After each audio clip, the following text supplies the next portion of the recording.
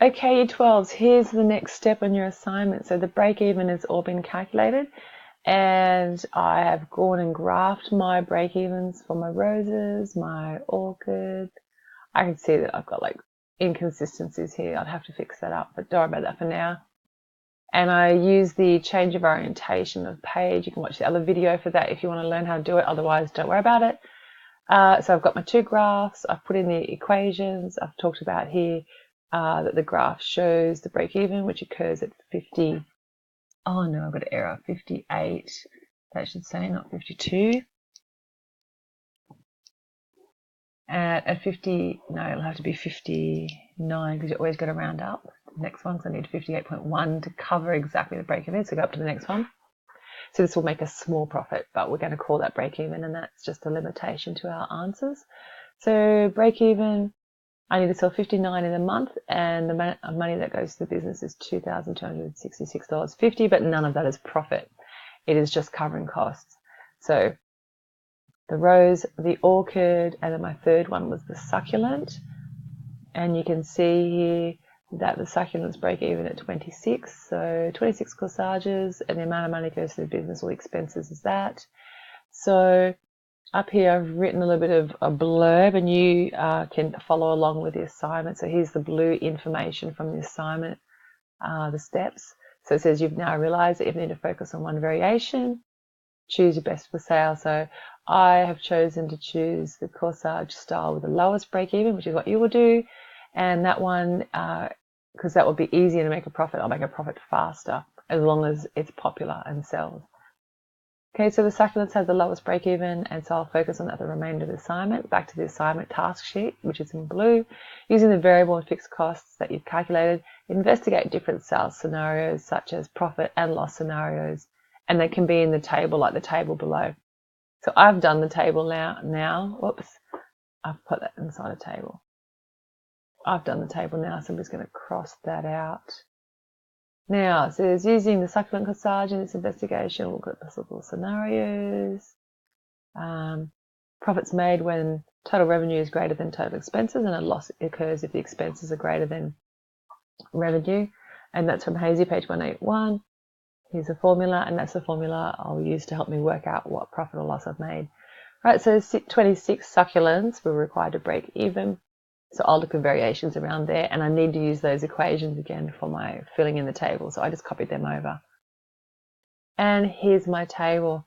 Now I chose, so this is the task sheet in the blue. I chose to use Excel to do this table in. And I can show you how to do that as well if I can find it. There we go. So, hold a sec. So I decided on 26 was my break even, and that's per month I've got to sell. So I thought, okay, I'll try 30, 40, 50, and then I'll do some losses, 10, 20. But I also decided to do 0 because, like, it's quite possible that I might have a month where I don't sell anything. So it's good to know how much that's going to cost me. So over here, so with my scenarios, I've gone into Excel. Now you may not choose to do this. I've already done my calculations and they're here.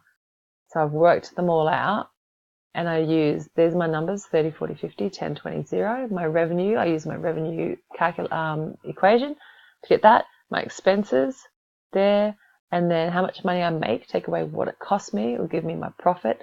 So there's my profits and losses along the bottom. Now you can just work them out yourself and then pop them into here and continue and then go into graphing, or you can watch and I'll just show you how to do it in Excel. It's a lot quicker, and that's what I always use because I just don't want to use my calculator. You don't have to use this method though. If you don't want to use this method, fast forward this video to where I show you how to graph. So I just copied over my equations so I could use them here, and now the number in my scenario were 30.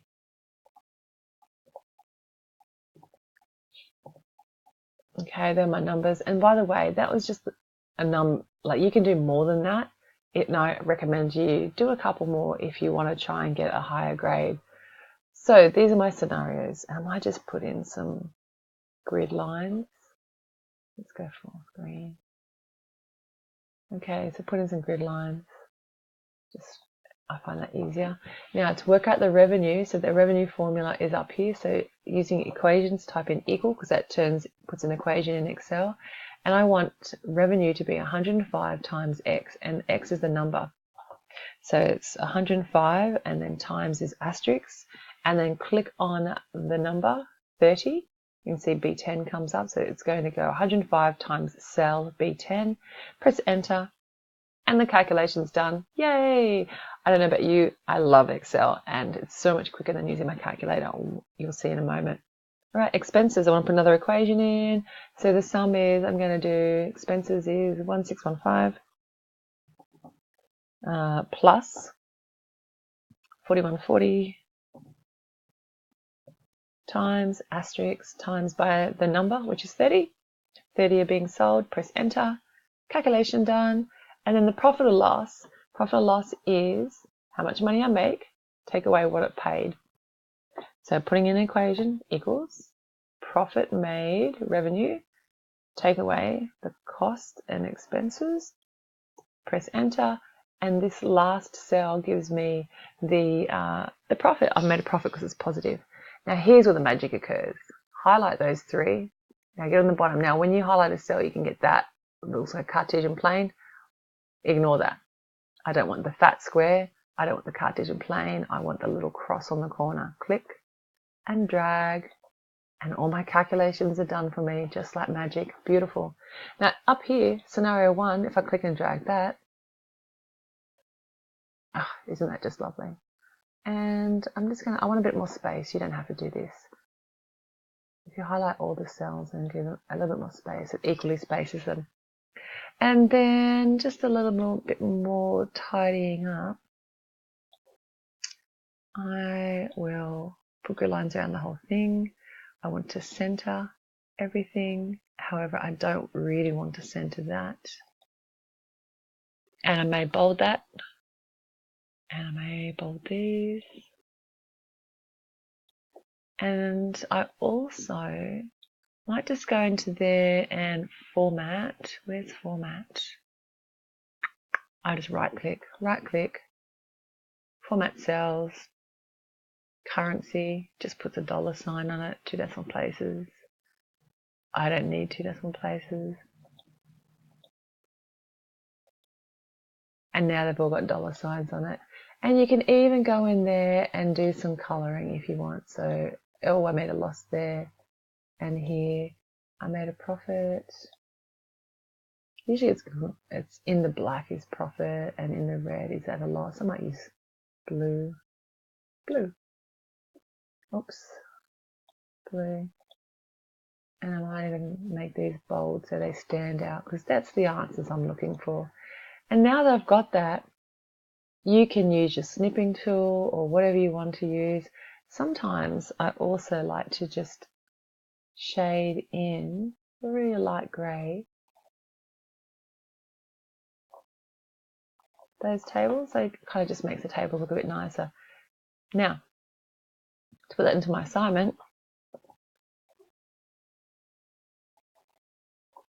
I can go back to my assignment. I've copied it.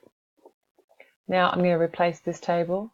So paste it in there. Oh, now I want it to use the format that it came with. Yep, that's it. And then I don't need that table anymore, the one at the bottom. So let's just get rid of that. And there's my lovely table. Oh, it's a thing of beauty. And I might just spread it out a little bit. See, that looks quite lovely. So, go back to my assignment. I'm just going to scroll up here. So table results uses the formula, this formula. And there's my table of results. Right, scenario, state how many you are selling. That's how, damn it, I put dollar signs on those. I don't want dollar signs on them. Might be able to edit in Word, let's see. Right click. Not that I can see. Alright, quickly pop back over. That wasn't very smart, was it? Right click, format, just go back to general. Okay, that's better. Take 2.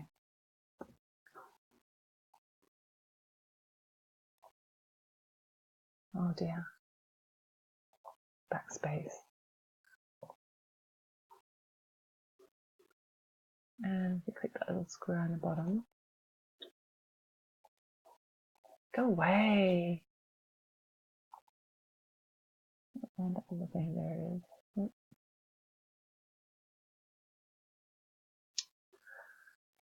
Just waiting for it to think.